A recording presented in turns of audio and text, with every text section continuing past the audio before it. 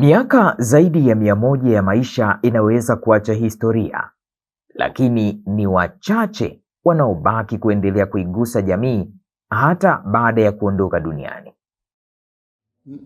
Na vivo na mahengo. Acha. Mihengo hiyo kwenye.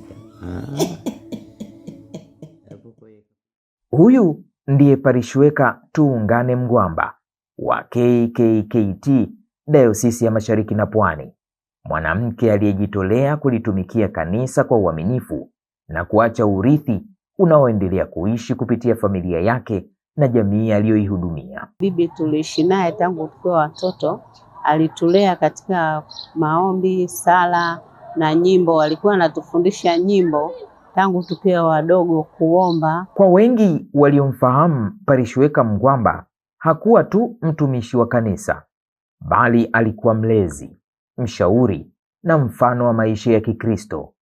Upendo wake, unyenyekevu na moyo wa kuhudumia wengine ndivyo vinavyoendelea kukumbukwa hata leo. Kwa kweli yule bibi alikuwa na upendo mkubwa sana. Upendo, na hakusita kusisitiza watu katika swala la kumtumikia Mungu.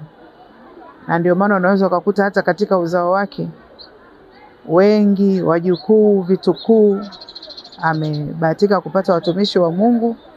Na kwenye swala la kuimba pia alikuwa anapenda kuimba, lakini na bahati nzuri pia kwenye wajukuu tumekuwa waimbaji wengi katika Dayosisi ya Mashariki na Pwani. Alikuwa na upendo wa pekee kwa kweli.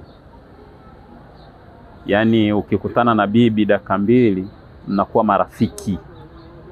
Na alikuwa na kumbukumbu ya ajabu.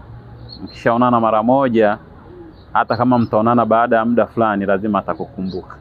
Kwa baadhi ya waumini, mafundisho yake hayakuishia madhabahuni. Yaliendelea kuonekana katika namna alivyoishi kila siku, jambo lililowafanya wengi kujifunza maadili, uvumilivu na kumtumikia Mungu. Kwa kweli kupitia bibi yetu nimejifunza kumtumikia Mungu. Hasa huduma hii ya uparishweka ni huduma nzuri, na ndio bibi aliyotumika katika kipindi chake chote. Maisha ya bibi yalikuwa yanani-inspire sana.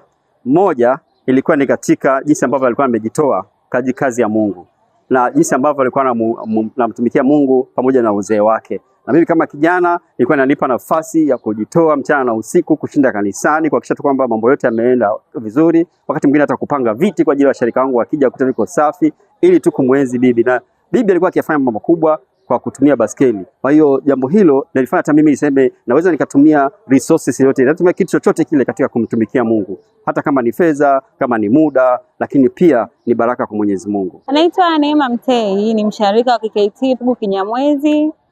Siku ya leo ni siku ya uzinduzi wa kisima cha kumbukumbu bibi yetu Tuungane. Bibi yetu kikweli mimi nimemjua akiwa katika umri mkubwa tayari wa miaka 100, lakini tulikuwa tunasali naye jumuiya moja Kinyamwezi. Namshukuru kwa neema hiyo ambayo nilipata ya kusali na bibi jumuiya moja. Bibi alikuwa ni mtu ambaye kwa kweli pamoja nimemjua na uzee wake, lakini alikuwa ni mtu ambaye anahamasisha. Yaani pamoja na miaka yake alikuwa nayo mingi, lakini swala la kufika la shukrani, ibada alikuwa anazizuria vizuri.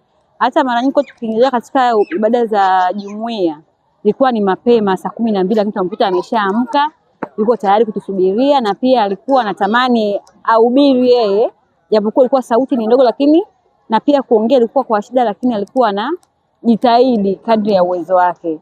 Kwa kweli ni mtu ambaye mimi nitamkumbuka sana kwa upande wangu. Kwenye kuhusu kumtumikia Mungu nimejifunza kikubwa sana kwa bibi. Nimejifunza kutokata tamaa hata ukiwa katika umri mkubwa.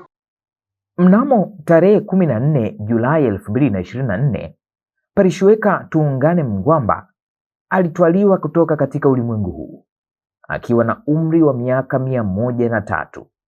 Katika ibada ya kumwaga iliyofanyika tarehe 17 Julai mwaka huo, kanisa lilitoa ahadi ya kujenga kisima cha maji kitakachokuwa kumbukumbu ya maisha yake na huduma aliyoiishi. Pamoja na huzuni ya bibi Tuungane, tunasema tuache alama, si ndio? Huyu amesema tutaacha alama ya kisima. Nafikiri hata sisi pale ofisini tutachangia hili kisima. Bwana asifiwe. Ahadi hiyo haikuishia kwenye maneno. Baraza la wazee la KKKT mtaa wa Pugu Kinyamwezi likiongozwa na viongozi wake kwa kushirikiana na waumini ilianza utekelezaji wa mradi huo hadi kukamilika kwake.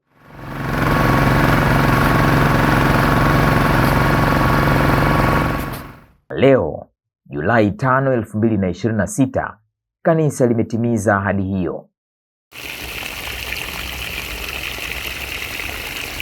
Katika ibada maalum, mkuu wa KKKT Askofu Dr. Alex Gehazi Malasusa amezindua rasmi kisima hicho pamoja na kupanda miti ya kumbukumbu akiwa na familia ya marehemu.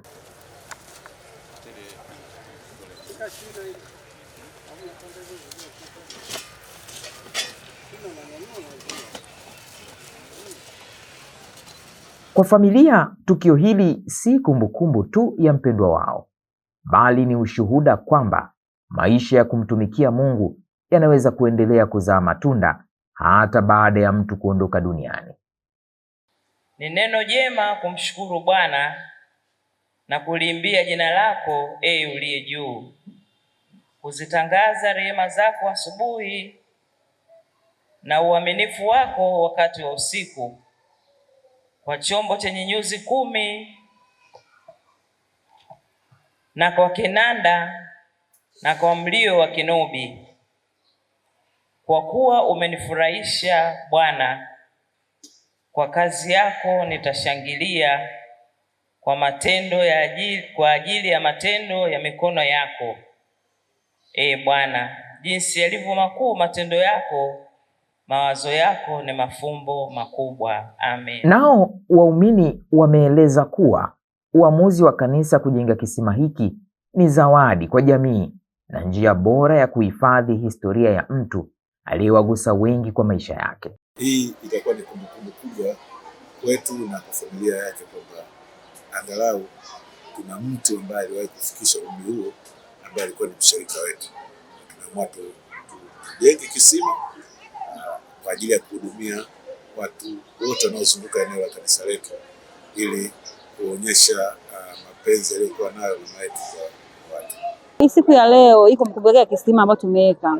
Nilikuwa natamani kila mmoja aweze kushuhudia hichi kitu na pia aweze kuwa mchango wa hichi kitu ambacho tumekaa kama kumbukumbu. Parishweka Tuungane Mgwamba alizikwa Maneromango mkoani Pwani tarehe 18 Julai mwaka 2025, lakini mwaka mmoja baadaye jina lake linaendelea kuishi, si kwenye maandishi pekee, bali katika maji yanayowafikia wenye kiu, miti iliyopandwa kwa kumbukumbu yake na maisha ya watu walioendelea kuhamasishwa na mfano wake wa imani na huduma.